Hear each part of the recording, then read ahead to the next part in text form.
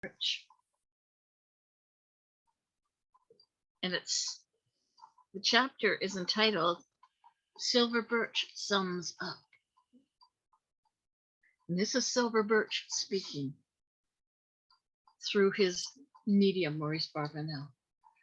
I am conscious of my limitations, and yet I know my strength and my powers. I am filled with humility, real humility, because of myself I am nothing, merely an instrument of those who sent me back to your world to perform a task, those who have endowed me with all the force and inspiration, with all the power that is at my disposal. Myself, I am nothing. But when I represent, as I do, the mighty host of the Spirit, then I can speak with certainty. Then I am repeating what they tell me to say, and they are the beings of might and majesty, the great shining ones, the evolved, the truly high in spiritual stature, who strive to guide the whole of humanity. I would be failing in my task if I did not speak to you of what I know. I am not so evolved as to be out of touch with what you call the rank and file. I know all your problems. I have lived in your world for a long time now. I have lived close to each one of you and have entered into all your difficulties. I can look back and see that never once was there anything insuperable. Have no fear. The power of the Spirit cannot work miracles because miracles do not exist. The power of the Spirit can work wonders in your world, provided you supply the necessary conditions. We are not on your earth. We are in the world of spirit, and you have to supply us with the means by which we accomplish our work in your world. You are our hands. You are our bodies. You provide us with the implements, and we can do the work. We are shown how far we can go, what we must not obtrude ourselves, when we must keep silent, and when we must talk. There is definitely a pattern, and all guides must work within that pattern because they have promised to do so. I cannot go outside the limits which have been laid down by beings far wiser than I, for it is they who have decided or planned what is to be achieved in your world. You can call them what name you like. They are the evolved beings who are responsible for all the work that we do. They're the ones whom I have the supreme joy of meeting from time to time. I report on what I have done, and am told how far I have succeeded and failed, and learn what is still expected of me. There is another hierarchy beyond them, and beyond them too. The chain is infinite. Our world is very highly organized, far more than you ever thought was possible. To perform this task requires a miniature organization. We desire to help humanity, to teach it certain truths so that it can avoid the mistakes that we and others have made on earth, learn from our wisdom, begin to utilize their divine powers so that your world can be better, freer, richer, and ours not troubled with a large number of the misfits, unprepared, unequipped, unready souls who come here. I insist all who cooperate with us should never surrender their reason, their judgment, or their free will. Ours is a cooperation. We do not seek powers of dictatorship. We do not wish to treat you as automatons. We desire that the hand of fellowship should be clasped even across the gulf of death. Together we should labor in common purpose of spreading knowledge that will bring freedom of body, mind, and spirit to millions who know it not. If you find that any spirit teacher, however exalted, however evolved, however learned, asks you to do that which is foreign to your nature, which seems unreasonable or unjust, then reject it. Yours is the free will and yours the personal responsibility of what you make of your own lives. We cannot live your lives for you. We can help you, we can guide you and sustain you, but we cannot transfer your responsibilities to our shoulders. Thank you for listening.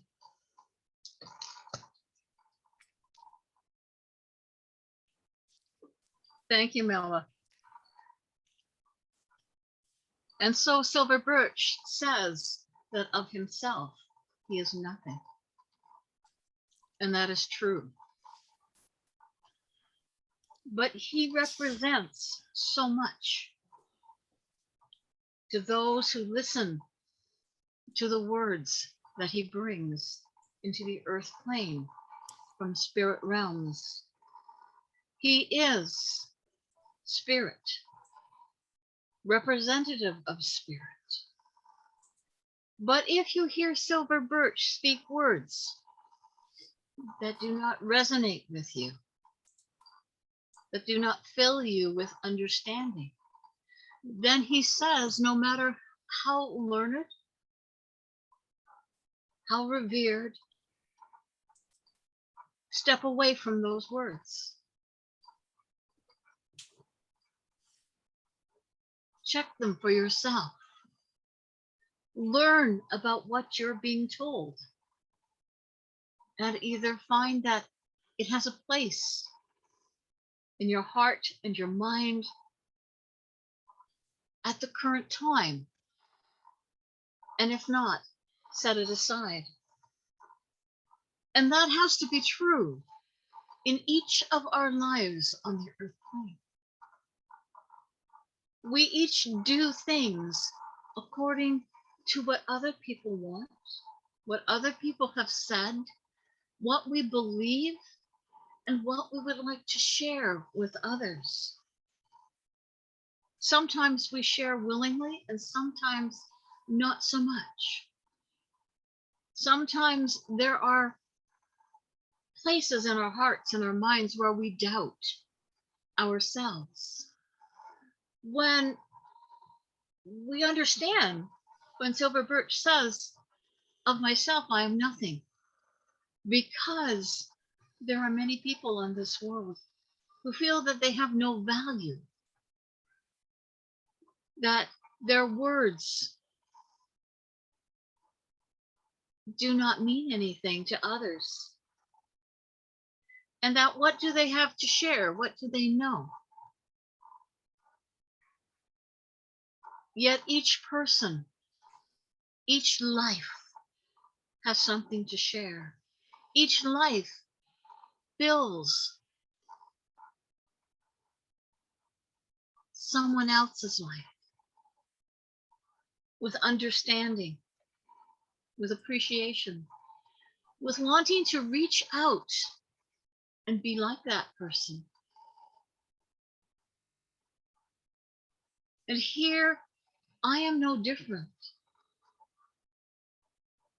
I too have my doubts about the words I speak. Do they have meaning to others? And what I know is that if I try to share what I believe, what I feel I know, what I am sure of, it is the act of sharing, of being there for others, that gives my life value beyond the intrinsic value that each spark of God on the earth plane presents to the world. It is difficult often to see that spark in yourself and in others. It is perhaps easier to see it in others. We look and we listen, and so we see the beauty of another person. We hear their words and they seem wise. They might draw us for a time, and then we find that although they sounded good, they're just not doing anything for you. And that's fine, because that is your free will. Your purpose on this earth is to learn and grow, to find more of yourself, to become more of yourself. And you will learn and grow, and you will make mistakes. And some of them will be of a magnitude that you could not imagine having made, and yet you've made them. You've also made many small mistakes. And what can you do about them? How does that help you to grow? It helps because there is an awareness of what you have done, an acknowledgement that you are responsible for your actions. When you acknowledge that, and when you take it on board as a lesson, and you have learned the lesson, and you are aware that perhaps you hurt other people, not only yourself, and so you reach out in whatever way you can to express your sorrow, if that's what you truly feel.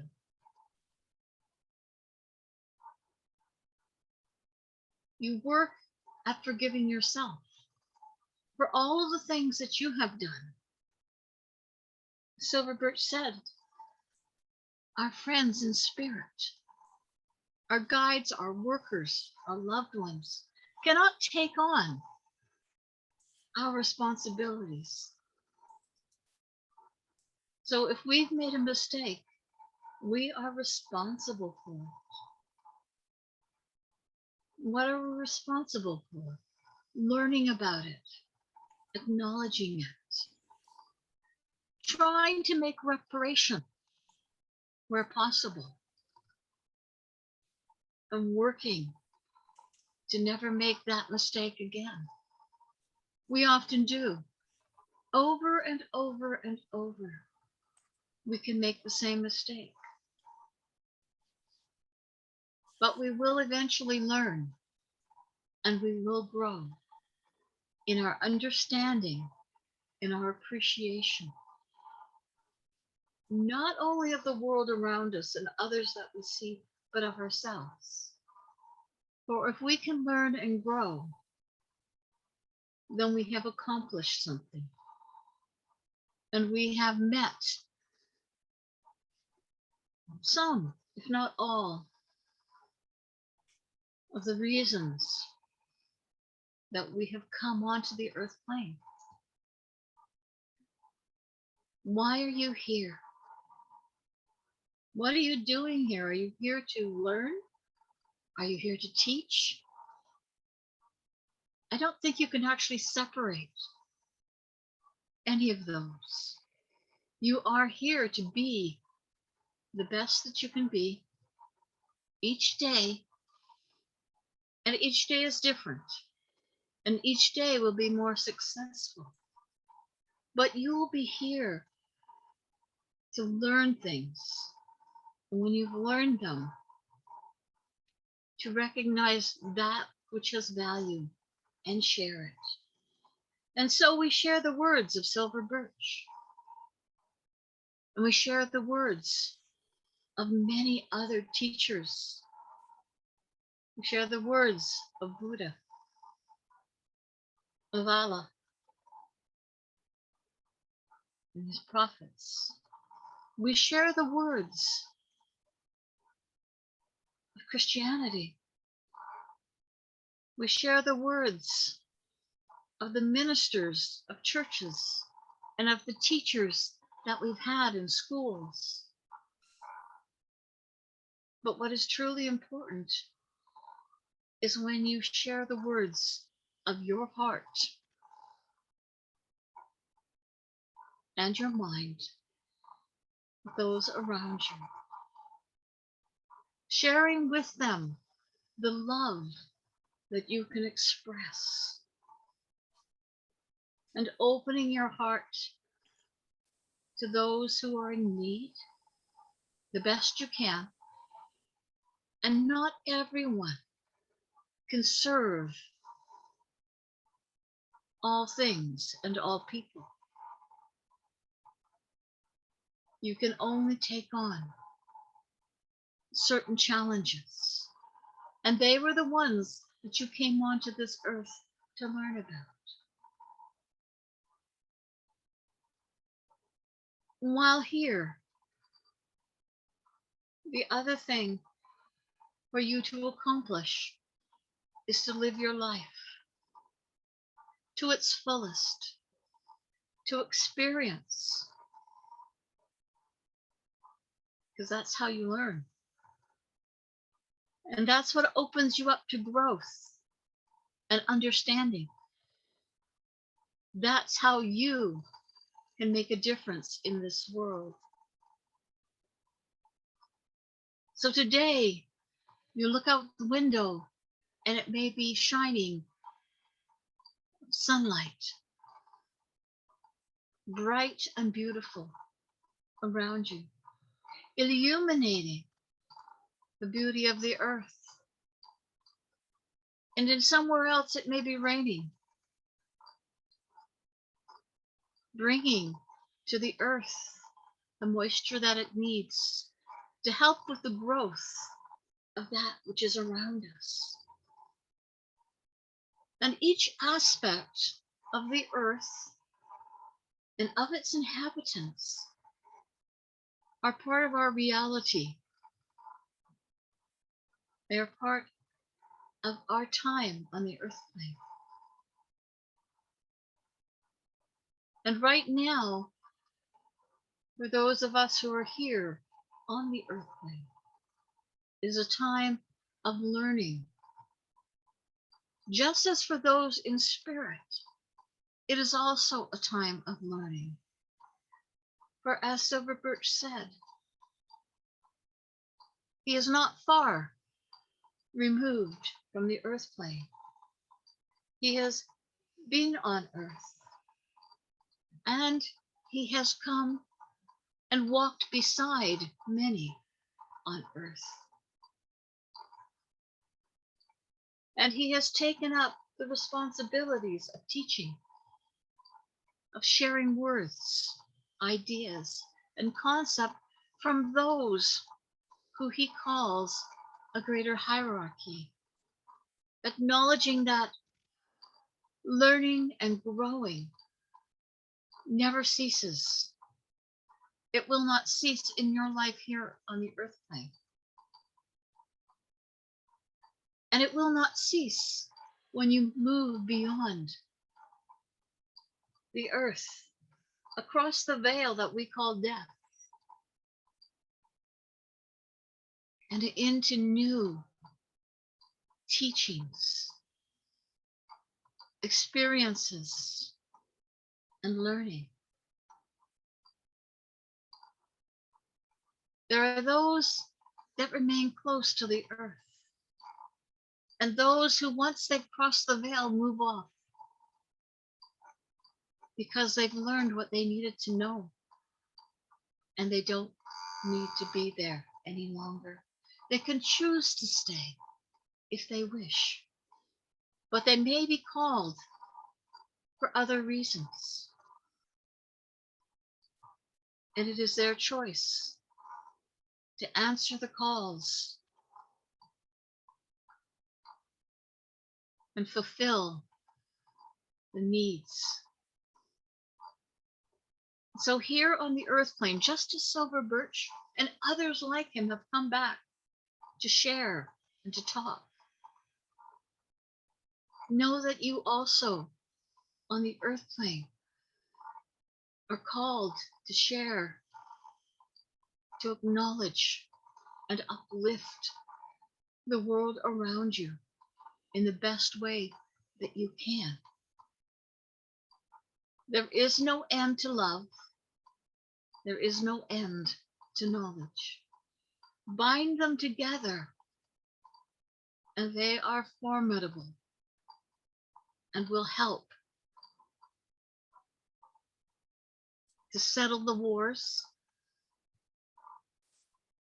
the great wars of the world, the battles that are ongoing.